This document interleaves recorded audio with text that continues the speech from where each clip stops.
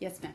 On the attack on the Catholic Church in France and the murder of the elderly priest, last year the German news weekly Der Spiegel published an analysis of Daesh, which was a leak from German intelligence.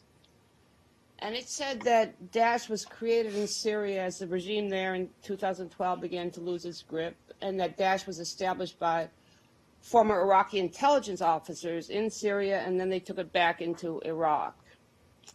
And the Kurdish leadership in and out of government has said pretty much the same, like President Barzani's media advisor in 2014.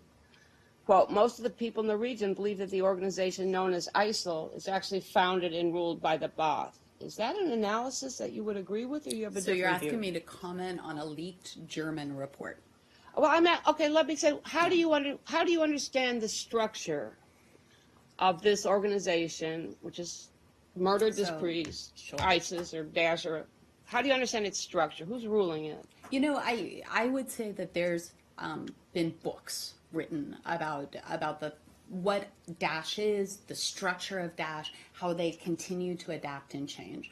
You know, certainly from this building, while the history of Daesh and where they came from, you know, the rise of Daesh and, in fact, violent extremism writ large in ungoverned spaces is something that we talk about a lot. I think where this building is and where our counterparts are in the interagency is how do we fight them as they continue to adapt? You know, and where is the commitment in the international community to combat Daesh? And so you saw this last week, and we spoke about it earlier this week. You see, I think we're now at 67 countries and international organizations have joined around the world to combat Daesh. I'm not going to speak about where they started or what their foundation was, but really what we're very focused on is how they're adapting and how we can adapt to mitigate that risk. Don't you think it's helped? You know, Sun Tzu, know the enemy, to understand Daesh, that to fight Daesh most effectively, one should understand what it is? Oh, absolutely. And I agree with you on that. And also, you know, taking a look at how they continue to adapt and change. You know, we've spoken many times from this podium, too, that as the amount of territory that they control in Iraq and Syria shrinks, that we do see these attacks that don't require coordination. They don't require a lot of resources.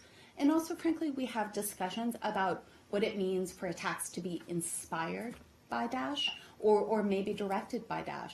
You know, this is a very fluid, I would say, security situation in a fluid group. So we are very much committed to finding out about them. We have whole departments within the interagency focused on this.